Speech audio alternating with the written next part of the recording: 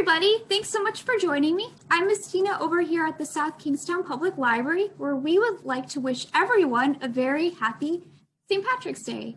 This year at the library, we are celebrating with some shamrock crafts.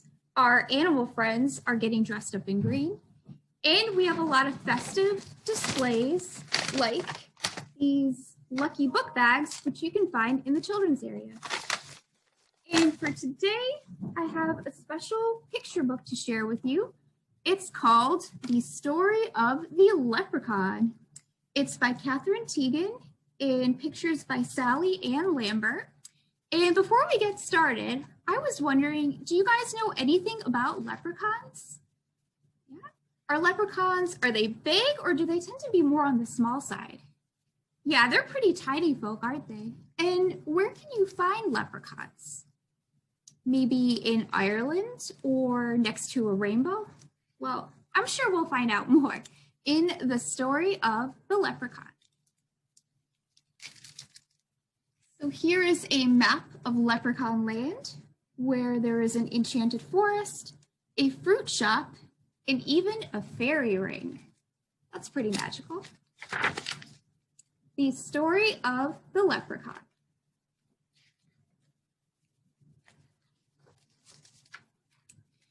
A little man about 2 feet tall lived under a large tree by a stream. You could easily find him by listening for the tap, tap, tap of his hammer.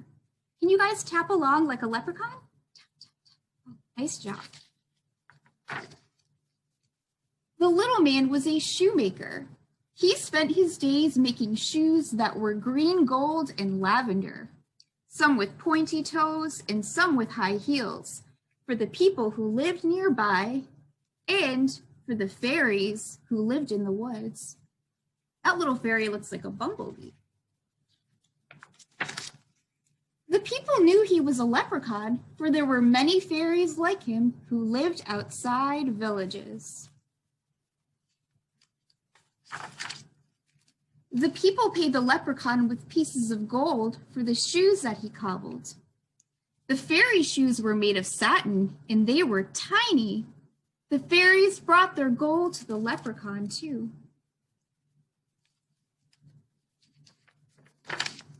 The leprechaun needed a place to keep his gold. He was a bit of a miser, so he didn't like to spend his money. An old metal pot became the perfect place for all of his wealth. His shoes were so prized that soon his pot of gold was overflowing. One day, a man named Tim came to the leprechaun's shop by the tree. He wanted a pair of shoes that would be violet blue with thick heels. As he was describing the shoes to the leprechaun, Tim spied the pot of gold. Tim knew that if he could capture the leprechaun, he would be granted 3 wishes, because leprechauns are magic. "I'll come back in a few days to collect my shoes," said Tim. The leprechaun was no fool. He knew what the man was really after. He buried his pot of gold in a field filled with berry bushes. A few days later, Tim came back and the leprechaun gave him the violet blue shoes. But when the leprechaun turned to hide his payment, he was snatched from behind. The leprechaun could not escape. Now, Tim could get what he wanted. "For my first wish, I want you to show me where the pot of gold is hidden. For my second wish, I want 100 pairs of shoes.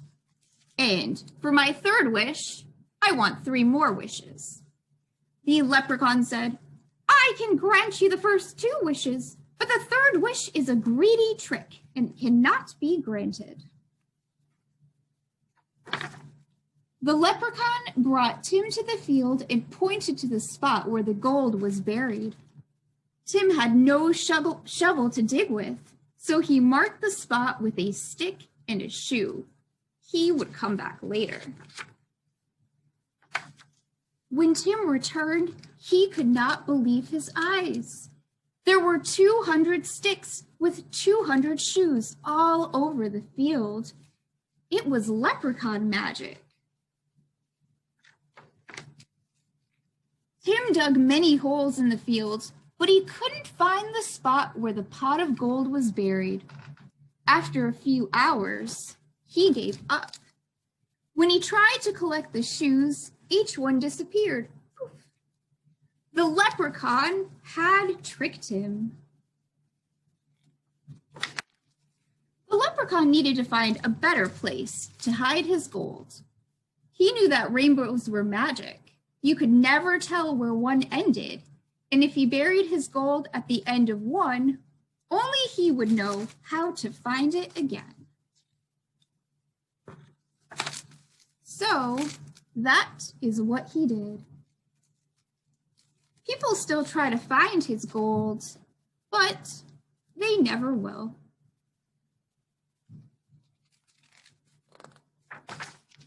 Listen for the sound of the leprechaun tap, tap, tap, as he cobbles his shoes. Perhaps if you find him, and if you are very nice to him, he will grant you a wish. The end. So I hope you enjoyed that story. If you are curious to learn more about leprechauns, we also have some nonfiction books, like fairy and leprechaun legends, where you can learn more fun facts about them. And also a lot of great stories about St. Patrick's Day and rainbows, like Ava in the Rainbow Who Stayed. So once again, I hope everybody has a very happy St. Patrick's Day. Be sure to check out our website for more upcoming programs. And if you haven't already, you can subscribe to our YouTube channel. And we hope to see you next time. Bye.